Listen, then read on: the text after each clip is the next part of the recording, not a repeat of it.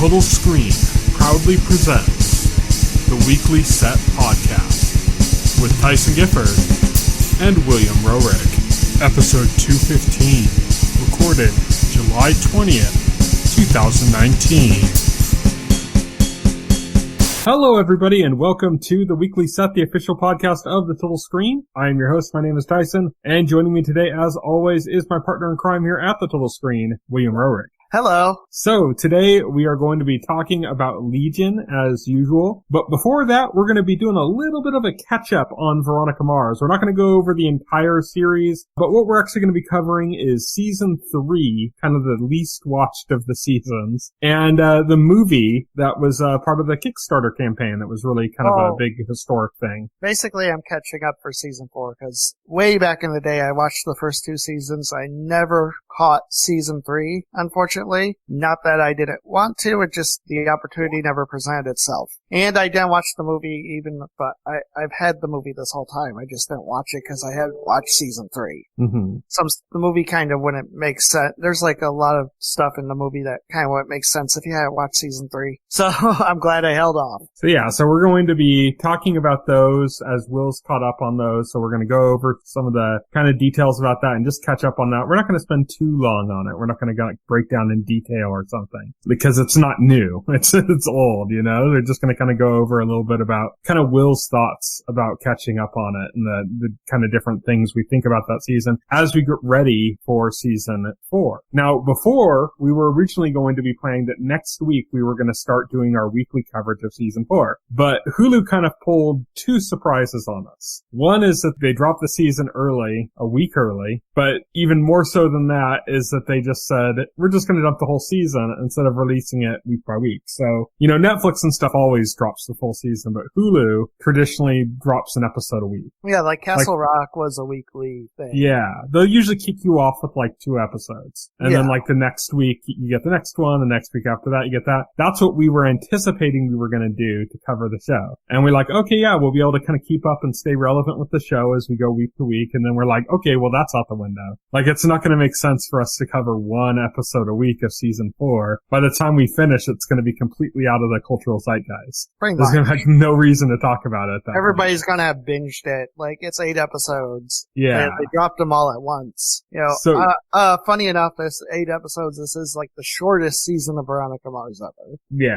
It's a streaming show now, so. Yeah, it's a streaming show now, so. They're not going to do 22 episodes. Yeah, they're not obligated to the traditional length of a network TV show, which a network TV show, you're at least 13 episodes. Veronica Mars always been like the 22, right? So. Yeah, Veronica Mars was 22. It's 13 episodes if the network isn't sure about your show, and then you get the back 9. Then you get the back 9 if they decide that they're going to be all in. Yeah. Yeah. So there's a hiatus point that happens around the holidays, and then they basically they'll decide before that. They don't wait till the 13th episode airs, but they decide before that, like, oh, okay, we're going to pick up the back 9, and then that's why you have that long gap of like 2 months or so a lot of times between when it, you know, cuts off in the middle of the season and then comes back later on. And a lot of times when it comes back, there's some significant changes. It almost feels like another season. And that's because while the show's been airing, they haven't really had time to like course correct the show at all, but they do on the back 9. Because once they start writing the back 9, so they don't start doing that until the show's already been airing, already been getting some attention from people, already getting feedback. And then they say, oh, okay, so people don't like this character, so we're going to reduce this character's role. People really respond to this character, so we're going to give them more of a role. They start doing things like that, and that's what you call the back 9. That's a very network thing. That's not the case with streaming shows. Streaming shows just kind of do like a 8 to 10 to 13, whatever episode season and just drop it. Right. Like a funny case of that would be like Sabrina, which was originally supposed to be on the CW and then got picked up by Netflix. And so like they dropped season 2 like a couple months after season 1. Originally, that probably would have been all one season. You know, it's funny too, because now, now there's this new trend, it seems, or it's starting to become a trend where networks who have like a streaming component to or a streaming service are now dumping network shows and put low performing network shows and putting them on streaming. I just saw like NBC canceled a show only to announce a new season for the NBC streaming service. That just happened. It's great news because I love that show. It's AP Bio. Okay, yeah, AP Bio. I was trying to think of what show it was. The AP Bio was that, and now I just read that the Orville, well, it was reported that the Orville was getting a new season. It's not going to be on Fox. It's going to be on Hulu. Yeah. People are a little confused by that, but it makes sense. Hulu seems to be where the Orville is getting a lot of its audience from, actually. Yeah. But it's also because the Orville was on Fox. Fox just got bought out. All those assets from Fox got bought out by Disney. So Disney, including buying out those assets, they also got the controlling stake of Hulu. So obviously, it's like Disney owns Hulu. Disney owns Fox. Orville's from Fox did well on Hulu. Now Orville's a Hulu show. It just it works. It makes sense. Right. It makes sense. And I don't care. I like this trend because I think it's better than just outright canceling shows that don't perform to network expectations. At least now there's like another avenue to yeah. It's another avenue. And of course, we're getting all sorts of crazy stuff with the stream thing. Cause if you remember way back in the day, it used to be like the joke was that, a popular show gets canceled. Well, Netflix will pick it up and continue it for another season. Well, not too long ago, we just had the first case where a Netflix show was canceled and it got picked up by a cable channel. Yes. It's funny because this is happening because like everybody wants to have a streaming service now. So there is a huge bidding war for content, and we're seeing content that doesn't work for one network or streaming service being picked up by others where they think it'll better serve like their service and their market or their audience. And so we're now in a situation where there's such a bidding war for content that stuff isn't really canceled anymore. It was always the joke of Netflix just kind of greenlighting everything, and causing this just massive boom of television that was just overwhelming everybody. And now it's like everybody else is looking at what Netflix has done that whole time and going like, we want in on this. And collectively people that have been trying to kind of watch as much as possible are now like, holy shit. Like now everybody's going to be releasing, 6 new shows a week like Netflix does, It's like, oh geez, it's going to be kind of overwhelming. So I think it's good because it means that you can narrow your niche. Like you don't have to watch something and go, oh, this show's pretty good. I watch it. No, it's like basically every show you watch can be something that's almost tailor-made for you. So there's a good quality in that. The downside is that it's going to make it harder to get something like a Game of Thrones where it's like a huge part of the cultural zeitgeist that everyone's talking about. Just because there's going to be 40, 50 shows like that instead of the one, and none of them are going to be as big, but they're all going to be big within a very specific niche. Right. And so that's going to be kind of like the new route for television. But yeah, we kind of went way off topic, basically. We're talking about Veronica Mars. I just want to make that aside, and then we went way off the road. Okay. I want to bring it back around to Veronica Mars because Veronica Mars is now, as we mentioned, it's now season 4 on Hulu. So what I wanted to do was catch up. So I'm going to be talking about Veronica Mars season 3 and the movie. Oh, hold on real quick. We never got to the main point that I wanted to bring up, which was that we're not going to be talking about Veronica Mars next week. We're not going to be starting off doing the episode by episode as we'd originally planned next week. Instead, we decided we're going to wait a week. So the week after next week, then we're going to do the whole season like we just did with Stranger Things and we did the week before with Jessica Jones. We're just going to do the whole season in one drop instead of doling it out week by week. And instead, next week, we're going to be talking about Comic-Con coverage because Comic-Con is happening right now. We could talk about a lot of the stuff right now, but there's still stuff coming out tonight and there's still stuff coming out tomorrow night. So, it's too early to talk about it. We'll be talking about that tomorrow. Or not tomorrow, next week, I mean. We went off on that whole tangent because I wanted to get to that one point and completely forgot to do that. But now back to Veronica Mars season 3 and the movie. Season 3 for me, just speaking in real generalities, because I was watching it as the show was airing, like I'd been watching, I got into season 1 like in the mid-season hiatus. They wanted to increase viewership, so Paramount owned CBS and UPN, and they started showing some of the episodes on CBS, and I happened to stumble across the pilot, and I got hooked, caught up on the first 13 episodes, the original 13 that had already aired, and then I was like live with the show for its back 9 of its first season. So that's how I started with Veronica Mars, and it was always like, oh shit, this show's going to be canceled at any minute. That's like always the kind of prevailing feeling that the show had, and that was very much the case after season 2. And they made desperate changes to the format to try to make it more general purpose. They tried to cut down on the serialization. They tried to divvy up the stories a bit, so instead of one big seasonal mystery, it was kind of a few different stories going on, and they put a lot of focus more on the episodic content and stuff like that. And they just did a few things to kind of make it less special, I guess, but more like generally appealing to like mass audiences. And so a lot of people, me included, can think of like season 3 as probably like the worst season of Veronica Mars by far. But it's been a while, and these are all people that watched it week to week, episode by episode. You're coming in much later here on season 3, and you're coming in binging it. So what was your reaction to season 3? Like, how did season 3 play out to you? Do you see like the same kind of like that feeling of like many changes being made for the sake of trying to make it more general? Or is that just completely, did that not even register for you? Or? I don't think again, it's been so long since I watched the show, so it's hard, it's difficult for me to go back and compare it to the first 2 seasons without actually rewatching the first 2 seasons, which I did not have time to do, sadly. So I do feel like the show did suffer going for these like multiple mysteries throughout the season, especially when the mysteries ended up being so lame. Yeah, like, they weren't too great. No, they weren't. That was the most disappointing part. The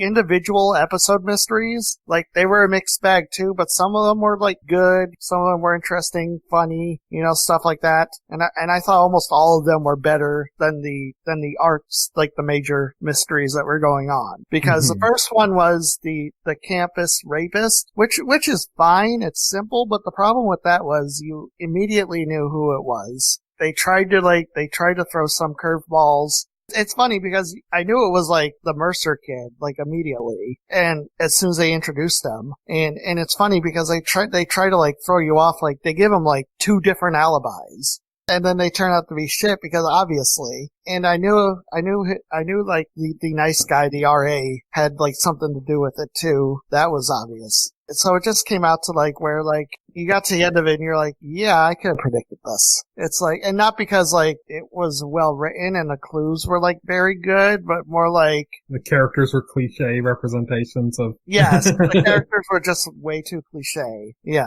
Because you knew like the Mercer kid was like a skis bag, and like the RA was like way too nice, nice guy. So speaking of characters that were unsatisfying, one character that was introduced in season 3 that a lot of people had issues with was the character of Piz. I thought Piz was cool. I liked him. I don't know. See, that caused effort. Maybe it was just because of people were so shipping Veronica Logan so hard. Yeah. I think that's because of like the Veronica Logan like forever people, like they didn't like that Piz. I did to in deference to Veronica and Logan, I did think like the Piz and Veronica thing kind of did happen like a little bit unnaturally. Like I knew like of course a love triangle. Like I knew Piz had a thing for Veronica because obviously just look at her. How could you not? But duh. But I just didn't think Veronica would be interested in a guy like Piz, And then even considering like Logan is like worlds different from like the kind of guy Piz is. Yes. But I thought Piz as a character, regardless of any relationship, I thought he was cool as a character. He was like a normal, down-to-earth guy. So how was it seeing Chris Lowell in that character now that you know him, as the manager on Glow? Oh, that's right. Shit, because I kept the whole time I kept saying Piz is familiar. I don't know where I've seen him, but I've seen him before. It's such a different character. But he's good in Glow, too. So and he's so much younger there in Veronica Mars. He is. Although, ironically, he kind of looks younger in Glow. It's weird. I don't know. So yeah, the main kind of story arcs for season 3 didn't really do much for me. For me personally though, season 3 came together at the very end. Like I felt that like the last episode, it might have been the last couple episodes, but I think it was pretty much just the last episode of season 3. Like it really, again, had one of those, that feeling that they knew that they were done. Right. And so they said, let's kind of return to what's important here. And they really focused in on like the Veronica Keith, relationship. You know? Yeah. One thing I really loved about season 3 was the fact that Keith got such a major role in it, that he was involved more often than not with the mysteries or got his own storylines. Because like, he's just fantastic. And every time he's on screen, it's amazing. The actor is so great. I thought it was amusing that they had a storyline where he has an affair with this woman, and the woman was his co-star on the NBC sitcom Just Shoot Me. If you remember from the 90s, I was like, that is not a coincidence. Reunited, and it feels so good. Yes. But yeah, I loved his stuff. I didn't like the Logan-Veronica relationship stuff in the season. It was annoying, I thought. And one of the major things I thought is Logan just existed this season for relationship drama. He didn't really do anything. Yeah, he's just kind of there. He's just kind of floating. Yeah, he's just kind of floating. The most interesting thing they do with Logan in the season, besides at the end when he beats up Piz, the most interesting thing they do is they have an episode where Dick meets this woman online, and he arranges for her to bring her sister, you know, and Dick's thinking like, oh, you know, he's gonna get this woman and he's gonna have Logan get with her sister, and it's gonna like cheer Logan up or whatever, but she comes with her sister, but her sister is like 12. And then Dick runs off with this woman to Vegas and ditches Logan with this kid. And so I vaguely remember him like playing video games with her or something. It's amazing because they were playing Mario Kart on GameCube. They're playing Mario Kart Double Dash, and there's like literally lines where like Logan is like, well, if you use Peach, you know, Peach has like these stats, so you know, like what? Is this real life? Although the only mistake is like at the end of the episode when like the little girl is like leaving and she talks to Logan about Mario Kart or something, and Logan says, you could there's online, so we can play together online. And I'm like, not on GameCube, not on Mario Kart. No, you see, you don't understand. Logan was talking about that tunneling experiment where you used the network router. Oh yes, because you could link up multiple TVs, you know, and people had figured out a way to like, if you hooked up the GameCube to a computer, then you could like make your GameCube think that it was locally connected to somebody when it was actually connected over the internet. Logan was he was really into it. He was an avid Nintendo fanboy and he knew all the tricks. Yeah. Logan came across as a Nintendo fanboy in that episode. Yeah, he knew all the tricks. But it was a funny episode because like this whole time, like he doesn't want to watch this kid. He's moping about Veronica dumping him, and he's like in like this sort of catatonic state. And she's trying to snap him out of it, you know, and she even goes so far as to like make a radio dedication to Veronica on his behalf.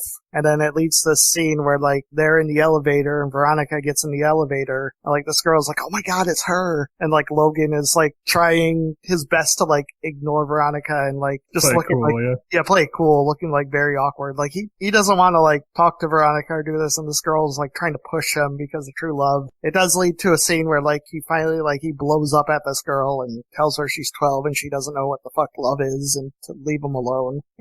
But it's a good Logan-centric episode. Just that's that was it for Logan-centric episode. Yeah, that was it. Yeah, I kind of remember vaguely that in season 3 they didn't really have much for Logan to do, and they had him around because he was like one of the more interesting characters in the whole show, you know? Right. In the first 2 seasons, and then they wanted to keep him around and be part of that, but they also wanted to explore this whole kind of like Piz Veronica relationship and the college stuff, and so they just kind of had him floating there. Yeah, they kind of had him floating there. Yeah. They did do some cool stuff, I believe, in that season. I'm remembering vaguely again. It's been years for me. But they did some stuff where like, cause in the season, I don't know how much you remember from season 2. You said you looked some of it up, but season 2, you'd found out that the big bad of the whole thing was, Dick's brother. Yeah. Dick's little brother, who had always been kind of like this teased, marginalized kid. He ended up killing quite a few people. Yeah, he turned out to be, it's coming back to me. He turned out to be a psychopath.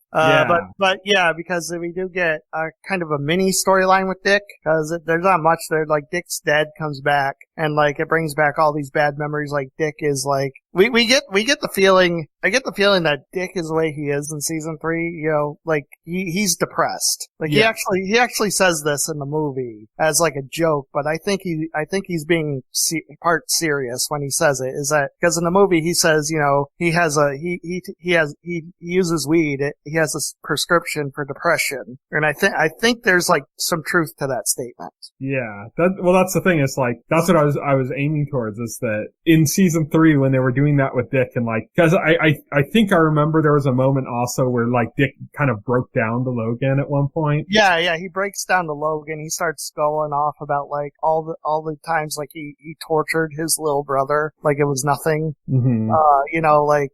Since the end of season 2, you can tell like Dick is like really like messed up about that.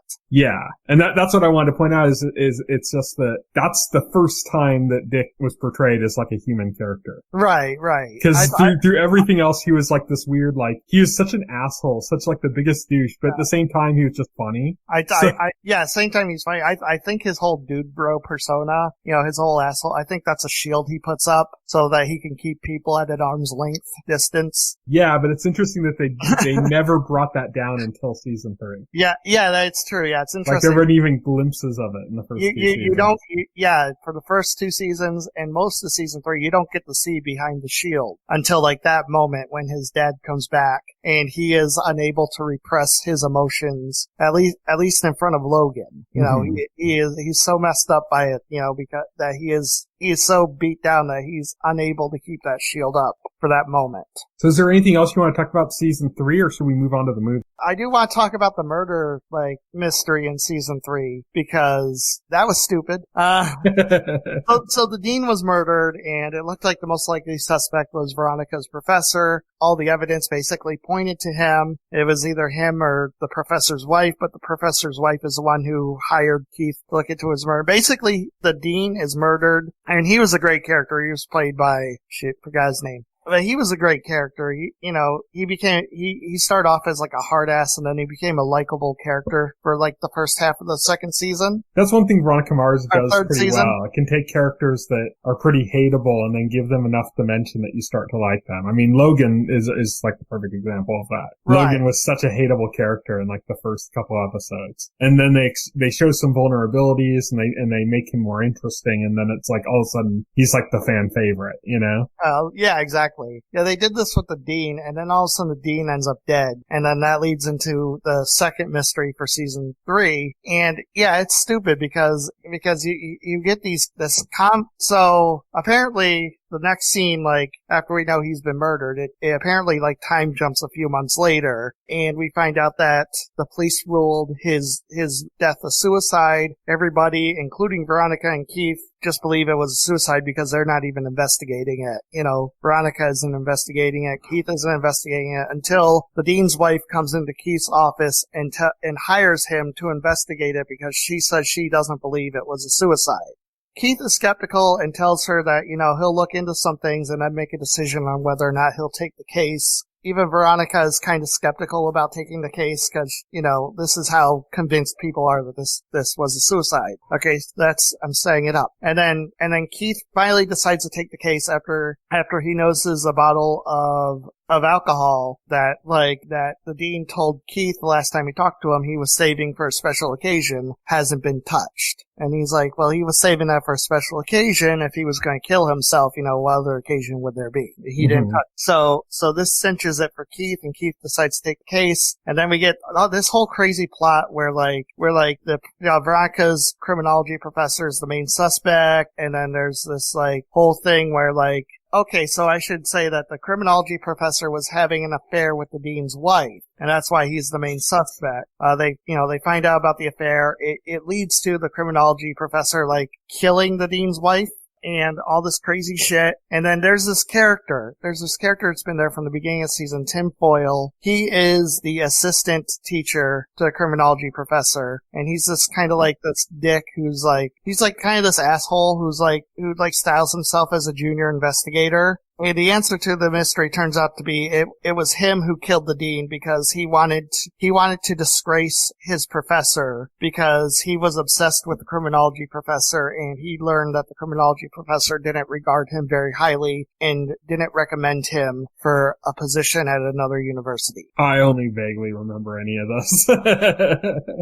Yes. See, this is why it would have been a more interesting discussion if you were more current. But yes. Yeah, we find out that he was mad at his professor because his professor didn't recommend him for a position at a college and didn't actually think very highly of him. And so he murdered him to frame he murdered the dean to frame the criminology professor. But this doesn't work because his brilliant plan was to murder somebody, make it look like a suicide, and then hope that it gets investigated as a murder and that they find the evidence incriminating his professor. Like, yeah, this is probably why I don't remember it that well. And also, there's literally like a scene a couple episodes before that where like Veronica breaks into his office, tricks him into giving her his login information for his computer. Then she logs into his computer after he's gone to get something off of his computer, and she finds notes he's been writing about the murder, including witnesses he's interviewed and stuff like that. And she literally takes one of those notes and uses it to further her investigation. And it's like, wait, why was he investigating his own murder, the murder he committed? Why did he have notes and witnesses he interviewed on a murder he committed? Like, that doesn't make sense. Oh, and it's never explained. That part's never explained. Besides the week, and I just got the feeling because it's so obvious, like, they wanted to throw a curveball because they literally set it up so that it was the professor. They set up all the evidence to point at him, and then they wanted to be clever by throwing a curveball and making it somebody you wouldn't consider, but you didn't consider this somebody because they never gave any good evidence or good motive or anything for this person. It's like, that sounds like a bad Law and Order episode. Yeah, it is. It's not good writing. You can't just be like following a murder mystery and then at the end of it go, oh, it was the Great Gazoo all along. And you're like, the Great Gazoo? What? Like, oh yeah, I didn't see that coming. Like, literally, no, I didn't. That's because you didn't, like, set it up. If I remember correctly, there were 3 mysteries that season, like 3 main mysteries, so. Nope, there were 2 because the last 5 episodes were standalone. Okay. So I remember there was like a Skull and Bones type one. Yes, that was literally just the last episode. So, that was the one that kind of went into like the whole re-election with the sheriff. That's the one that I ended up really liking. The re-election. That's the one that felt like Veronica Mars again. Yes, that's the one that felt like Veronica. I agree. I really ended up liking last episode, even though I thought like it was kind of wonky because like the last episode starts out with a sex tape getting put out on the internet with Veronica and Piz, which leads to Logan beating the shit out of Piz because Logan thinks Piz is the one who filmed them and put it on the internet, which he wasn't. It was this guy Gorkin or something, but he turns out to be part of this Skull and Bones secret society that Wallace is being inducted into. And once Wallace tells Veronica he's being inducted into, Veronica goes and investigates the secret society. She finds Gorkin. Eventually it leads her to the Kane household. Mm-hmm. And Lily Kane's father is like apparently the head of the secret society, and she steals his hard drive off of his computer, but she's caught on surveillance cameras. Fiber from her sweater is caught on the doggy door she uses to crawl in, so that when they call in the sheriff, which is still Keith at this point, basically he finds out that Veronica stole this hard drive. And what happens is he lets Veronica know that he knows, and he presents Veronica with the evidence, and then the district attorney comes in. They want the hard drive, which has the security camera footage incriminating Veronica. And what Keith does is before he turns it in, he erases the hard drive. He erases all the footage, and then the last thing you know is that Veronica is looking at a newspaper, and the headline is sheriff being prosecuted prosecuted for destroying evidence. Yeah, basically ruined his chances. He was like re-electing or running for office again at that point too, I think. Yes. And she'd like kind of like I think the very last thing is her like giving a vote for him, knowing that it's doomed. Yeah, because she's reading the headline and then she puts down the paper and she votes for him, knowing that that at that point her and the viewer know that it's doomed, it's not happening. Mm-hmm. But it's a very Veronica Mars moment. That's why it was so depressing because it was like everyone kind of knew at that point that the show was over. It was kind of a depressing, it was depressing, and like that is a series finale, and it ends on. It was the return to form. It was the return to what note. Veronica Mars was, and then it ends like right on that return. Yeah, right on that return. Yeah, because it's weird because like the rest of the season is like oddly more upbeat than that. You don't get depressing moments in the rest of the season like that. Especially even if they're dealing with the subjects of rape and murder, like it's oddly upbeat. They made rape fun. They made rape fun. But man, the series, for that to be the end of the series, that ended on such a downer. That that was literally like the last shot of the series was, Keith is going to jail and he is not going to be sheriff. Vinnie Van Lowe, the asshole, is going to be sheriff. Yeah, but that was so Veronica Mars for that to happen. Yeah, that was the thing. Is it was like, okay, the show is finally back to what it should be. Like this is the kind of stories that the show is actually really good at, and then it was over. Like so quickly, it was like, oh, we're not going to get like how they get out of this situation. We're not going to get it's over. Right. And there's actually like if you watch like the DVD for it, I don't think this is available on Hulu or anything, but they were trying to do a fourth season. They made like a pitch. They made a pitch trailer. Fourth season where I saw the pitch trailer. I saw it. Somebody posted it on NeoGAF back in the day. I saw it, the fourth season was going to be her in the FBI because they set it up because they had the subplot where her criminology professor recommended her for an internship at the FBI and she applied for it. She got his recommendation. And then at the end of the season, there was this thing where Piz was, there was some tension between Piz and Veronica because Veronica was going to this internship at the FBI, but that never happened. Yeah. So and that kind of leads us into that thing never ended up happening. The season 4 pitch never ended up going through. It was kind of like their Hail Mary and it didn't work. And so the show was gone. Then came Kickstarter and, we started getting all these like weird things. Like we had that, what was it? Zach Braff movie. It wasn't Garden State, was it? Was it Garden State or was it? There's another one where he put up to do like a Kickstarter to do like a movie that was akin to kind of stuff he'd done before and his fans were able to pay for it. And so we had all these kind of big names jumping on the Kickstarter and you got a lot of like video games with it. You got a lot of other things kind of going where like people, a good example is a game that Will and I have been playing called Bloodstained, where it was the guy that made kind of like the Metroidvania, Castlevania games at Konami and had left Konami and he wasn't basically allowed to make the kind of games that everybody wanted him to make anymore. Well, yes. Well, in 2014, Kickstarter was still brand new and it was still a thing where everybody was jumping on Kickstarter to get things made.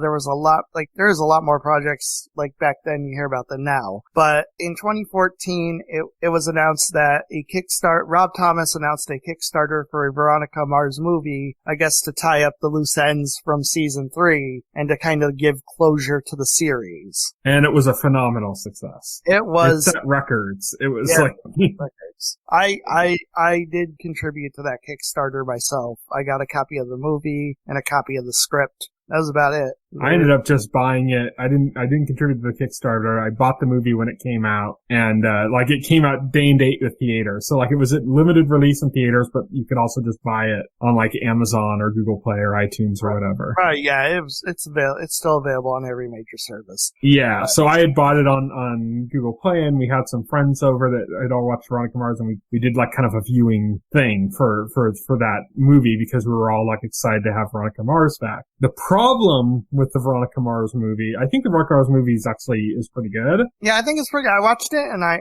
was like, I don't know why people were upset by this. It's pretty decent. The problem with the movie is that it's amazing. Veronica Mars works better as a long format show. And so to kind of introduce this was kind of have all the stuff go in, it's just very rushed. Well, it's kind of like a longer form episode of the week. You know, like if you take one of those self-contained mystery of the week episodes and like stretch it out a little bit longer. Just kind of double its length, yeah. Yeah, then you get the movie, I guess. Yeah, and see, that's the problem, is because the Veronica Mars fans weren't, like they were also not happy with season 3. They liked these long seasonal mysteries that you had like in season 1 and season 2. That's what Veronica Mars fans love. And so the movie, it's not that people didn't like the movie, it's that they liked the movie, but at the same time it was kind of like, oh man, God, why couldn't we have had this like for a season, Like we wanted a season of this, and instead we just got this movie, and it's fine and all, but it's just not enough. I don't think the story would have worked well as a season long. Like, I don't know, there just wasn't. I could see it dragging if it was like a season, but I thought the story they had for this worked and the time frame they had. The movie was basically just catching up. Like there's a time jump, so like you find out that Keith is obviously not in jail anymore. He's back to being a private investigator. Dan Lamb, played by Jerry O'Donnell, is the sheriff in the film. He's like the brother of the old sheriff, right? Yeah, he's the brother of Don Lamb, yes. Who was killed off in season 3, I should mention. Like there was this ridiculous section in Veronica Mars season 3 where like they were just killing people off. Like the dean dies, and then like 2 episodes later the head coach dies. And there's they do all those episodic, standalone. Yeah, the head coach dies. There's an episode about that, and then like 2 episodes later, like Don Lamb gets killed. It's like, Jesus Christ, stop the killing! The hell. But it's like, but yeah, so yeah, this is Dan Lamb, and he's even worse than his brother was. Like he is just like Jerry O'Connell or Dan Lamb is just full on asshole.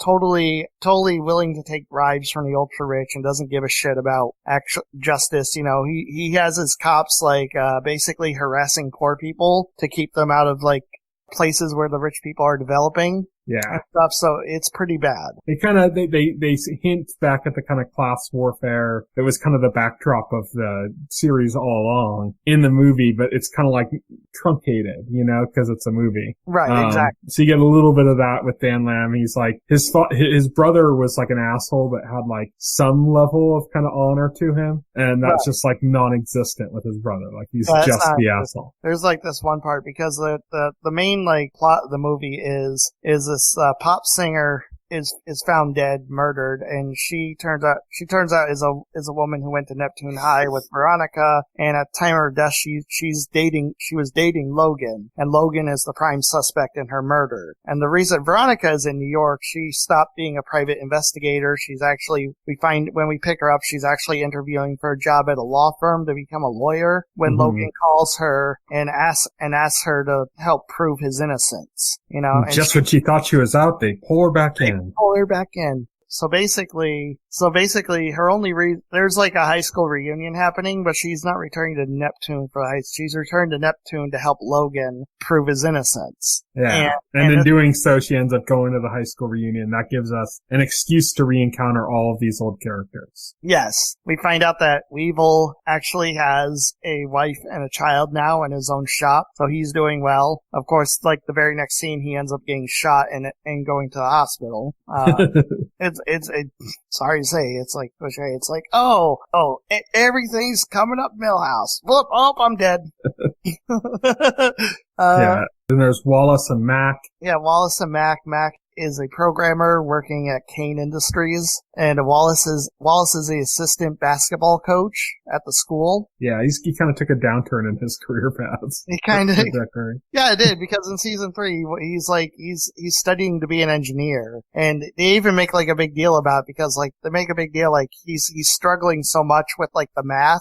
He's struggling so much with the math that he's doing poorly in his engineering class, and he's thinking about dropping out. But then like he deterministically like like decides to stick with it, study like harder than ever. And then we actually like see him like improving and getting more confidence in it. You know, it even like at the end of season 3, he's even built like a remote plane that he gets running, you know, so we get the sense that he's like, you know, after like he like determined doggedly like got himself to pass this engineering class, and then like when we see him in the movie, he's like, yeah, screw being an engineer, I like basketball. I'm like, okay, like after all that effort. We see Dick again, mainly playing comic relief. He's great as usual. Dick is Dick. He's still living with Logan. Even though they're not living in the hotel anymore. Logan has his own place, but Dick is still living with them. Speaking of Logan, he's kind of the main murder suspect. Yes, he's the main suspect. We know it's not Logan. Yeah, and Logan's kind of brought his life together because he's like joined the Navy. Yeah, he's joined the Navy. And he's kind of like, he's no longer the Logan we knew before. Yeah, it just sucks because of Logan's past. Like everybody believes like he did it. You know, it's like not a question. There's this one scene where like Veronica gathers all this evidence and she brings it to Dan Lamb, and Dan Lamb just basically tells her he doesn't give a shit about the evidence. Like if the world believes that Logan did it, that's good enough for him. Yeah. It ends up being quite a weird conspiracy that kind of develops through it.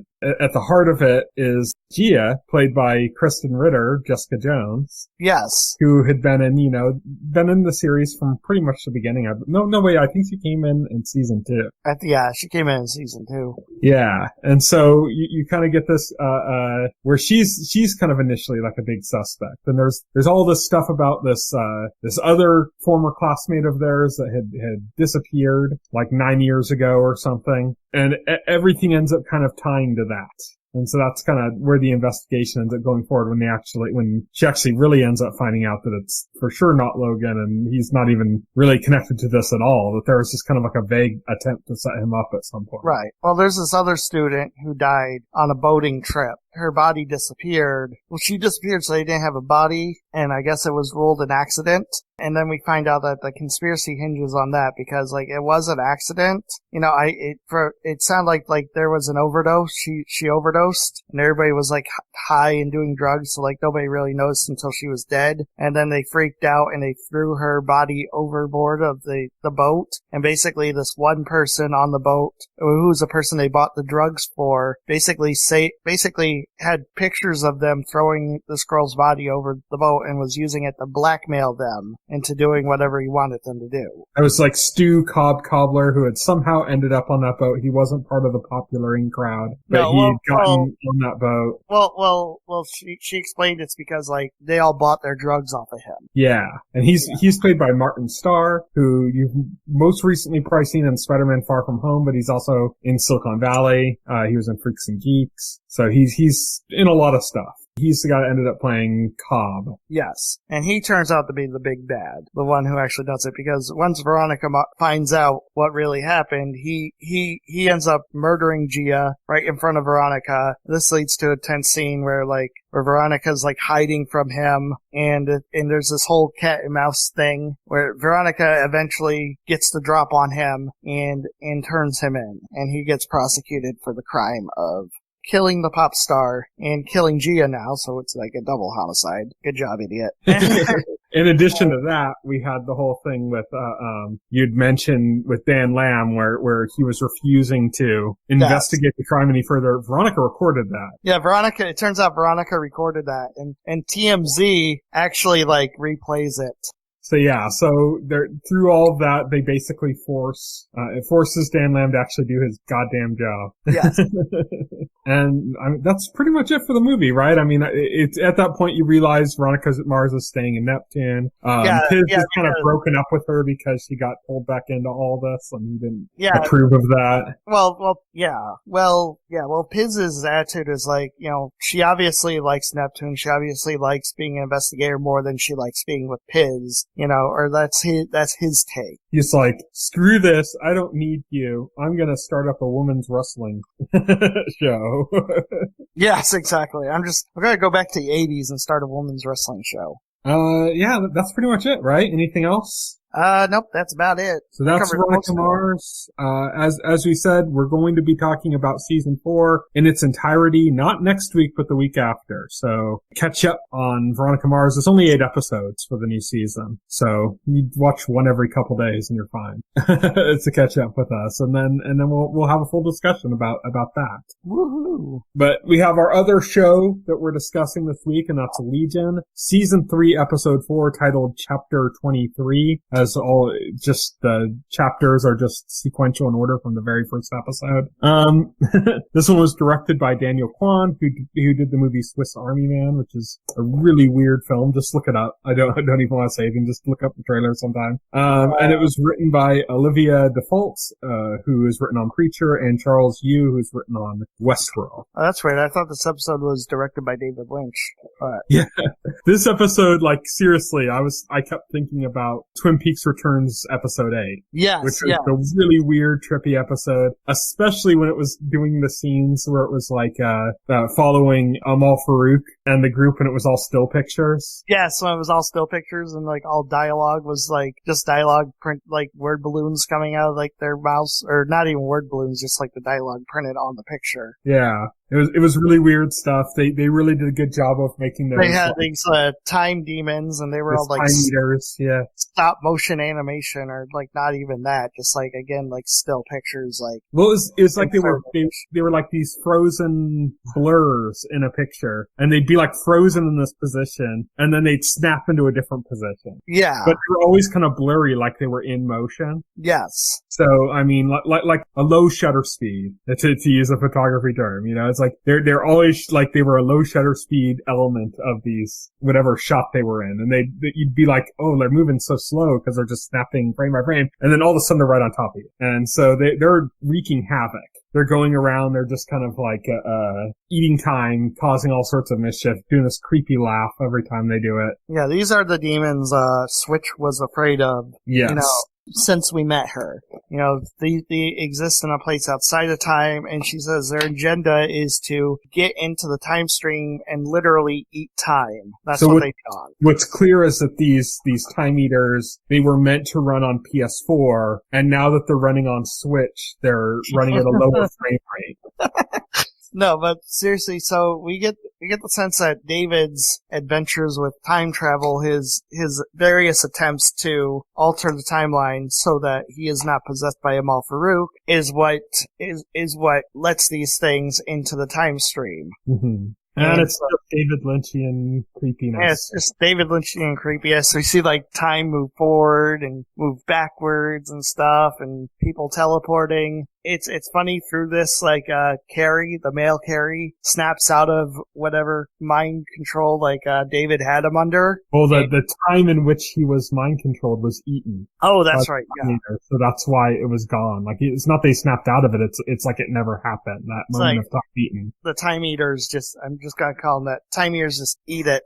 And it's funny because, like, yeah, they do so much, like, fucked up things, too, because they can get at you, and then they can make you see stuff or experience things. Like, David ends up in a jail in, like, Nazi Germany, where his mother's It's a concentration camp, yeah. Yeah, in a concentration camp where his mother's being held. She talks about how she's like a gypsy. She talks about how she's a gypsy, but it turns out to be an illusion by the time demons or something. Yeah. It's this weird kind of moment where, like, it ends up kind of being exposed as just the time demons fucking with them. Yeah, there's this really cool scene too, like kind of a bad mistake on their part. Yeah, kind of a bad mistake on their part too. Where because he tries to go at them, like he exposes them and he tries to go at them, but every time he gets close to them, he's reset to like his starting position. And they're laughing, and they're thinking they're the cat that got the canary, and they're just playing with their food. They're just playing with their food until he gets pissed off enough to where he's like, I am God, right? And then we see him, like, they do his hands because his hands, like, he gets these multiple arms, like a Hindu god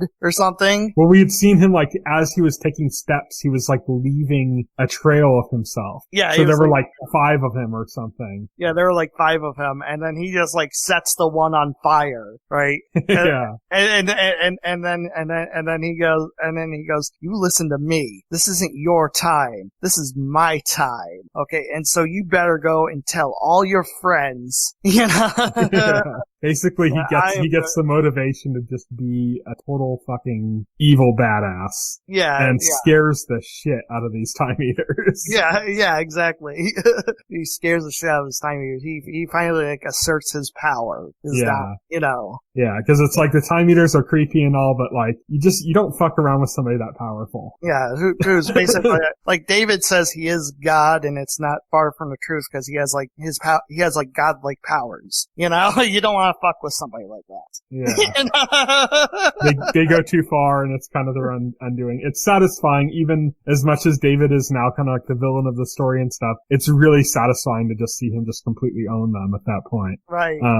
Yeah, David ends the episode as like basically full on villain because he by the end of the episode he loses it. Yeah, he's pissed. But back to the kind of time eaters and stuff, even before then, they're eating time so much that you're just seeing piles of ashes as characters are moving around. These are just people that have died. Like, they haven't been attacked and killed, they've just, all their time's been eaten. And you get the kind of most powerful probably moment in the entire episode is with Lenny, where earlier in the episode, she was talking with her lover, her pregnant lover, about leaving. They have a cool line where she says, but you're the queen of breakfast. And she's like, well, maybe it's lunchtime. Yeah. And she basically, she wants to leave. She's got like a chance at like a life now, and enjoys it, and she wants that. She's like, okay, I'm gonna have a kid on the way, which is, you know, kind of weird in its own right. I guess that's maybe some David magic or something else. But she's like, I have a kid on the way and stuff. I just kind of want to have a different life. I don't want to be involved in all this shit anymore. So she's got this pregnant woman that she's got this relationship with, who's kind of like says, yeah, well, wherever you go, I'll go with you. And so you see this kind of like, oh, okay, well, maybe they're kind of making a move on that or something. Well, when the time eaters are attacking, they go through the birth of the child, immediately wipe out the other mother, like kind of from time, just eat up all her time. And then they just go through the entire life cycle of Lenny's daughter. Yeah, she gets to experience the entire life of her daughter right in front of her eyes. In like moments, you know, just like 4 or 5 moments. Key moments in the life, like when she's an adolescent, when she's a teen, when she's an adult and has a child of her own, and then when she's like on her deathbed. Yeah. And so it's this really powerful moment for Lenny, who's got this, like, is able to connect, is able to have it, and like goes through all the different turmoils of having a daughter, like in these really kind of brief, exaggerated moments, but then gets that closure of the moment with the daughter telling her that she was a great mother and she was always there for her and stuff, and then she's gone. And it crushes her. So when David gets back from all these time eaters after he's kind of asserted his dominance and beaten them, and he comes back all victorious, like, okay, now I'm back, let's get back on with the plan. He sees Lenny on the ground, just in the fetal position, just weeping. And he's like, well, let me make you feel better and take away these memories and stuff. And she's like, no, I need this pain, this is all I have. And now we know, like, she's pretty much done now. Right. And then on top of that, David ends up learning that, you know, he learns about Carrie, having the time eaten and being able to not be under his control anymore, and that he's taken Switch and left. Yeah, that's what ultimately breaks him, because like with Switch around, he's clinging to his hope that he can change things. Even after his experience with the Time Eaters, he still wants to get Switch and go back in time and try to fix things. Like he is like super fixated on like this thing he wants to do, even like ignoring like the detrimental effects, even ignoring the fact that Switch is like losing teeth, and Switch is losing teeth, or he caused the Time Eaters to get into a time stream and mess shit up. You know, even ignoring that, he still wants to just plow right ahead with it. And what really sets him off is when he learns Carrie ran off with Switch. Yeah. But yeah, there's also he says this, so it's war or something, you know? Yeah, so it's war. Exactly. And there's also Sid talking to a younger version of herself. Mm-hmm. You know, which we find out is also the Time Eaters. It's not really the younger version of herself, it's the Time Eaters, but we don't find that out until Sid's basically like opened her soul, you know, like she basically describes her powers in like terms similar to like sexual assault. Yeah, I mean, and it's referencing back to something that we saw last season. Yes. Which is how she kind of lost her virginity by taking kind of her mom's form. Taking her mom's form and having having sex with her mom's boyfriend because she wanted to have sex with her mom's boyfriend, and this is all explained through the younger version of her, where she thought she was going to have sex and it was going to be beautiful and it was going to be an amazing experience because that's what she led to believe. But what this guy did was he basically took her from behind, pressed her up against the shower door, and kind of had his way with her. And it's just straight loveless sex, yeah. Yeah, just straight loveless sex, not like anything she was imagining in her head, and she felt violated by that. Yeah. You know? We know from season 2 that guy also ended up getting arrested for like raping a minor because she turned back into her regular self. Yeah, while they were having sex, and yeah. So it's kind of like what they're trying to do here is parallel the idea of David having raped her, not directly but by like fucking with her memory. Like that she wouldn't want to sleep with him, so he, or like she wouldn't listen to him, she wouldn't want to sleep with him, everything was off, so he fucked with her memory, or he fucked with her sense of reality, and like continued their relationship on, and then didn't even realize that what he was doing was like rape or something. And then until she like called him out on it. And so it's kind of paralleling that with the idea of her own powers and what she did, because she kind of did something similar in that she deceived somebody into like a sexual act and then ended up not enjoying it and ended up instantly regretting it. Yeah, ended up instantly regretting it. The differences being that this was like a pivotal change for her character in which she, decided that she wasn't going to be with anybody for quite a long time and decided this wasn't the kind of lifestyle she wanted, that she wasn't going to touch people, whereas David went into like instant denial. Yeah. So yeah, that's the episode then. So next week we'll be talking about Legion Season 3, Episode 5, Chapter 24. And we'll also be talking about Comic-Con, as we had mentioned before, because Comic-Con is occurring right now. We're recording this on the 20th. It's like the second or third day of Comic-Con right now. We still got like another 2 days left. We'll talk about it next week. We'll talk about some of the trailers and some of the things that we're excited about and some of the things that we're not excited about and blah, blah, blah, whatever. So that's what we're going to talk about next week, as well as Legion. But until then, we have what's coming up in the week ahead. So Wednesday, July 24th, 2019, Southside, coming to Comedy Central. On Thursday, July 25th, 2019, Another Life comes to Netflix. This is the Katie Sackhoff space series that we had in our next Game of Thrones sci-fi episode. So that's coming to Netflix on July 25th. And then Working Moms comes to Netflix on the 25th as well. Then on Friday, July 26th, this was originally supposed to be Veronica Mars debuting, but that's already out now. They did a kind of surprise drop on that. But there's still quite a bit coming out on that day. Light as a Feather, which is a horror series on Hulu, returns for its, I think it's for its second season. My First Love comes to Netflix. And then we have The Boys on Amazon Prime, which is what's the author of that comic's name? The guy who did like Preacher and... Garth Ennis, yeah. Okay, yeah. So this is Garth Ennis. This is his series. It's kind of a deconstruction of superheroes and the idea of like, if superheroes are all powerful and they leave kind of disaster in their wake, then who are the people that kind of deal with the superheroes that cause all these problems? And so that's kind of what this is about. It's from Seth Rogen and Evan Goldberg, and it's also from Eric Kripke, who's actually the showrunner of this, who is the creator and original showrunner of Supernatural for its first 5 seasons. So it's his show. It's been getting some pretty good reviews, so that's coming out on the 26th. Also coming out on the 26th, the other big show is Orange is the New Black, which comes on Netflix. It's its final season, I believe. So yeah, that's on the 26th. Then on Sunday, July 28th, Pennyworth comes to Epix. This isn't the clown from It. This is Alfred, Batman's butler. It's what's interesting about Pennyworth is that it's by the showrunners and creators of Gotham, but it's not set in the same universe as Gotham. So this is not connected to Gotham as a TV show. This is its own Batman universe by the creators of Gotham. I know it's confusing. I have one reaction to this: complete disinterest. Apparently, early impressions for Pennyworth have been good. It looks like it might be good. I'm just so not interested. You're not that hardcore into Batman to like want to know like the history of his butler. I think that before, the idea of like a spin-off series that kind of explored the origin of some, smaller side character was like intriguing, but that's been done so many times now that it's just boring. It's like, I'm just like, why do we have this? Why don't we just have a real Batman show? Because like, Batman isn't allowed to be on TV for some reason. I don't know. Yeah. It's funny because like, it's not like there isn't like a want for a Batman TV show. It's like, I know like the people doing like the Arrowverse would love to have Batman, but he doesn't appear because they're not allowed to use him for whatever reason. And it's been clear that they're not allowed to use them because they've shown they've been willing to use any and every character from the DC universe.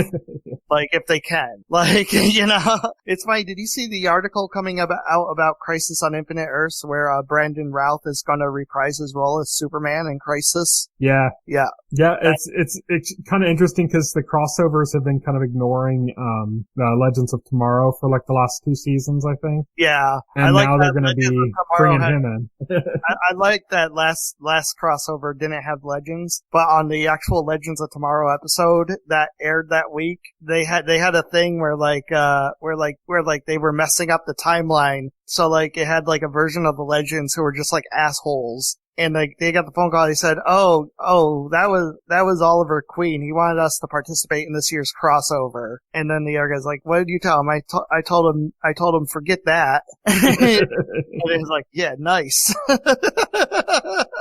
It's funny because that's like the only Arrowverse show I watch anymore now. Is like I'm kind of done with the rest of them. It used to be it was the Flash and Legends, and then the Flash got into the weird brooding cycle in its last season, and I lost interest. And now all I'm watching is Legends. I'm wondering if I should check out Batwoman or not, but it doesn't look too good from what I've seen. No, I'm not interested, to be honest. Yeah, that franchise, that like big universe, just kind of deteriorated pretty quickly for me. But anyways, Pennyworth, unrelated to that. It takes place in like, I don't know, what is it? Like World War II or something? Era? Somewhere around then? Yeah, World War II era. Because like I think Alfred's backstory is like he's like an army ranger for the British military. He's something like that, yeah. Like that, yeah. He's like British military, yeah. Now he's kind of, I think, like lost his position and ends up getting hired by one of the Waynes. I think it's supposed to be Bruce Wayne's father, but that would be too early. So maybe it's his grandfather. I don't know. Or maybe it's it's referencing a Batman that's from an earlier time period. I don't know. Anyways, Pennyworth, it's about Alfred. And yeah, that's on July 28th on Epix. So that's it. Thank you everybody for listening. You can follow me on Twitter. I'm at Tyson Gifford. You can follow Will. He is at Voxel Hero. You can check out our Facebook page and our YouTube channel as well as our site, thetotalscreen.com. You can subscribe to the podcast through any major podcast client like iTunes or Pocket Cast. Just look up the weekly set and or the total screen. You should be able to find it pretty quickly. The entire backlog of our podcast is also available on our YouTube channel because our podcast client will only host like the most recent 2 or 3 episodes based on a space limit. But if you do want to listen to some of the older ones, the entire backlog is on the YouTube channel. They're all there. So they're all there and available. Check that out. Thank you everybody for listening. Good night. Good night. If you would like to reach out to us and make a comment, send an email to contact@thetotalscreen.com. Stay tuned to The Total Screen for the very